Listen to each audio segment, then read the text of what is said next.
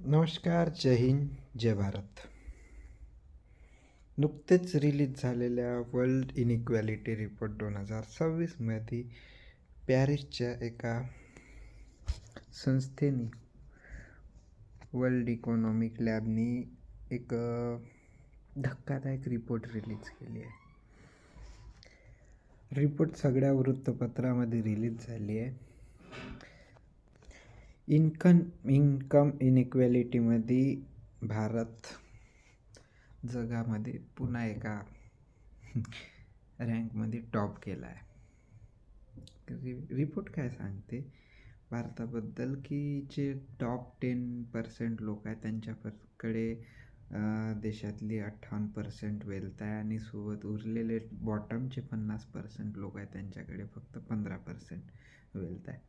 Sir, wealth आणि इन्कमचा फरक काय? तर वेल्थ म्हणजे ॲज अ ओव्हरऑल तुमच्याकडे असलेली प्रॉपर्टी आणि इन्कम म्हणजे तुम्ही कमवत असलेला वर्षाचा एक आडाखडा. ठीक आहे.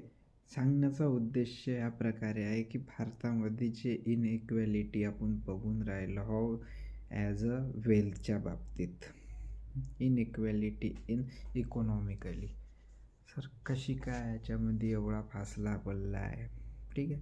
तर याच्यामध्ये काय कारणीभूत आपण सांगू शकतो.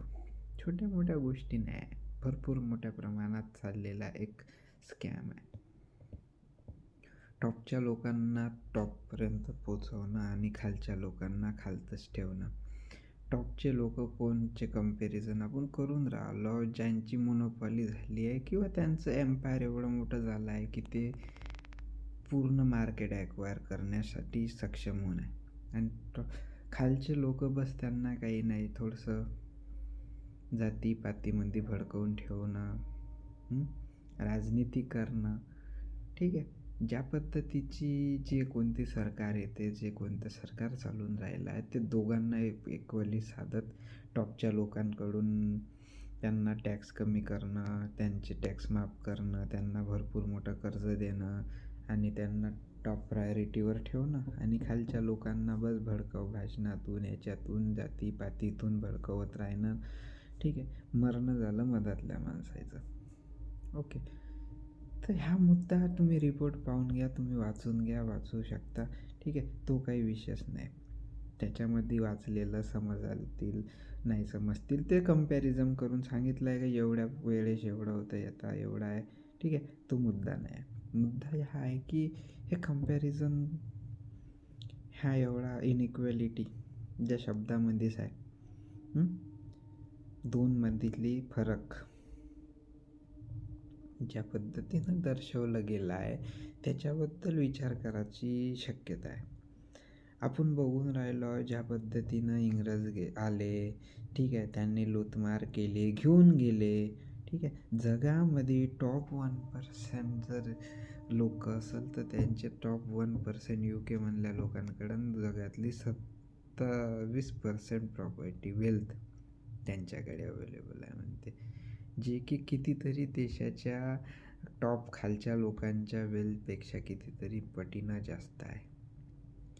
म्हणजे जे आपण म्हणू ना 0.001% लोक ह्या दुनियेतले जे 50,000 मिलियन 60,000 मिलियन इयर लोक आहे ते टॉप खालचे जे 50% आधी आबादी त्यांच्या कंपॅरिझनमधून जास्त पैसा कमवतात.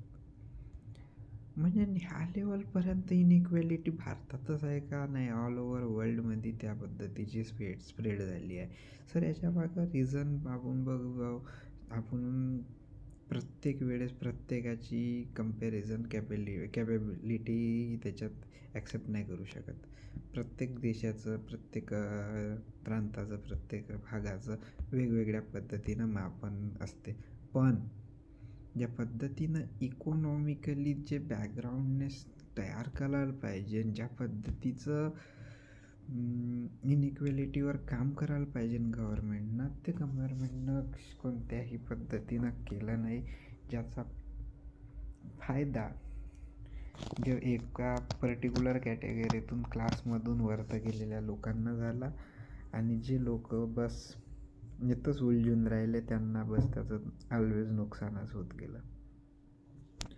छोटी मोठी घटना नाही आहे, भरपूर मोठ्या घटना घडून गेल्या आहे. आपण म्हणतो सामान्य जनतेच्या हिताची गोष्ट करायची, मोठ्याला मोठं बनवायचं आणि मधातल्याला टॅक्स वसूल करून त्याची जेवढं सप्रेशन करता येते तेवढं करायचं. सर जेवढा मोठा तेवढा पैसा, तेवढा टॅक्स त्याच्याकडून कमी, तेवढा त्याला व्याजदर कमी, त्याचे हजारो कोटी माफ. आणि सामान्य जनता जो मीडियाकर आहे किंवा ॲज अ लोअर क्लास आहे, ज्याची इन्कम बहुत कमी आहे, त्यानं साधं छोटं मोठं कर्ज जरी काढलं असेल तर बँका त्याच्या घरी 4 चक्रा मारतात. मग तो व्यक्तिमत्व कसा का उभारणार, कसा का वरती जाणार? हे भारतातल्या ग्राउंड लेवलची रियालिटी आहे, ज्या पद्धतीनं आपण बघून राहिलो. इनइक्वॅलिटी सर नुसतं इन्कममध्येच आहे का? आता ह्या जो वर्ल्ड इकॉनॉमिकनं रिपोर्ट फक्त याच्यातच काढला का? आपण प्रत्येक गोष्टीमध्ये बघून राहिलो इनइक्वॅलिटी आहे.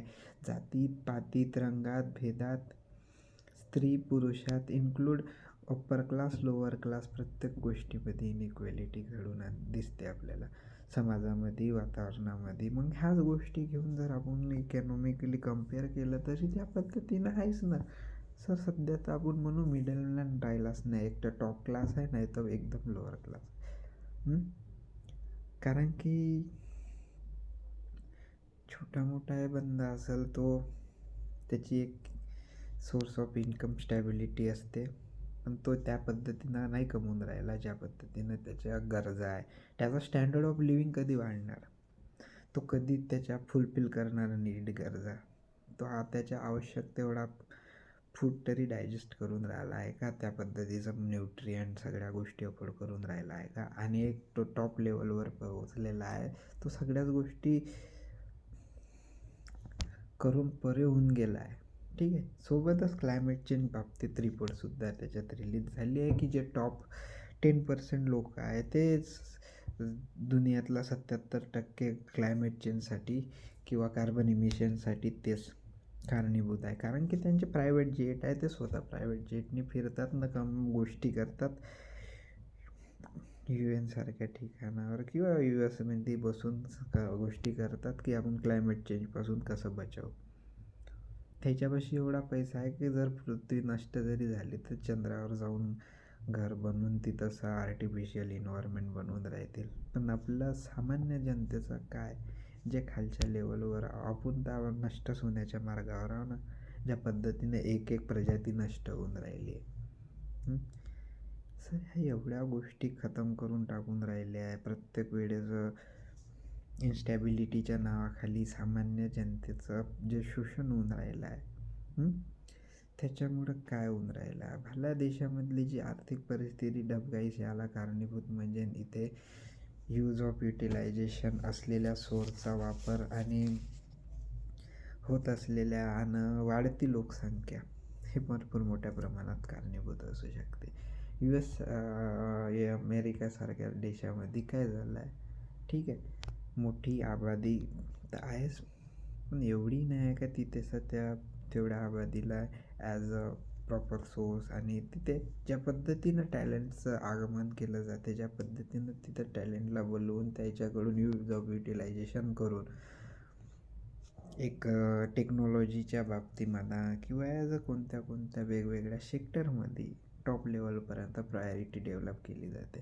त्या पद्धतीची आपल्या भारतामध्ये आपण बघून राहिलो की ना तर कोणत्या एंटरप्रेन्युअरला तेवढा वाव दिला जातो, ना कोणत्या आयडियाला, ना कोणत्या छोट्या मोठ्या स्वप्नांना. सगळं बळी पडलं जाते. ते आपण बघून राहिलो की दिवसेंदिवस कोणता क्रेज वाढून राहिला, सोशल मीडियाचा वाढून राहिला, त्याच्यावर आपण ट्रेंड खेळून राहिलो. त्याच्यावर आपण ट्रेंड चालवून राहिलो, त्याच्यावर आपण फालतूच्या गोष्टी करून राहिलो. ह्यानं आपली प्रगती होणार आहे का? एक पर्टिक्युलर क्लास त्याच्यातून वरता गेला आणि बाकीचा क्लास बस त्याच्या मागं मागं मागं मागं स्क्रोल करता करता आपलं आयुष्य बरबाद करायला गेला. विचार करा आपण कोणत्या कॅटेगरीमध्ये येतो. ठीक आहे ना, आपल्याला खरंच इनइक्वॅलिटीचा रिपोर्ट आपल्याला आपल्या आदर्शास जर वाटत असेल तर वाचून घ्या. त्याच्यामध्ये का कंपॅरिझन केलं आहे, का छोट्या-मोठ्या गोष्टी सांगितल्या आहे. ठीक आहे. आणि थोडंसं जर काही वाटत असेल मनाला तर थोडासा विचार करा. आणि हां, शक्यतो योग्य मार्गाने आपली एक स्टँडर्ड ऑफ लिव्हिंग वाढतील या पद्धतीनं अर्निंगचा सोर्स शोधा. आणि देशाच्या प्रगतीसाठी कशा पद्धतीनं मदत करता येईल, बिझनेसच्या माध्यमातून, कोणत्या नोकरीच्या माध्यमातून, कोणत्या टीचिंग तुमच्यात असलेल्या स्किलच्या माध्यमातून प्रयत्न करा. ठीक आहे. आपला विषय भरपूर सारे जण आहेत जे बाकीच्या गोष्टी तुम्हाला त्या पर्टिक्युलर टॉपिकबद्दल भरपूर मोठ्या प्रमाणात नॉलेज देतील. पण आपला चॅनलचा उद्देश एकच आहे का इट्स साईन ज्या पद्धतीनं आपण ह्या गोष्टीचा जर एक पर्टिक्युलर सब्जेक्ट आला तर त्याच्यावर एक साईन, एक कन्क्ल्युजन किंवा त्याच्यावर अवतीभोवतीचा जो एक कन्क्लूड केलेला पार्ट आपल्या भाषेत आपल्या लोकांपर्यंत पोहोचवणं हा माझा उद्देश आहे, बाकी काही नाही. ठीक आहे. मी तेजस गाठे इट्स साईनसोबत. ठीक आहे. व्हिडिओ आवडल्यास लाईक, शेअर अँड सबस्क्राईब. ठीक आहे. असेच नवनवीन व्हिडिओ बघण्यासाठी आपल्या चॅनलला लाईक, शेअर आणि सबस्क्राईब करा. जय हिंद, जय भारत.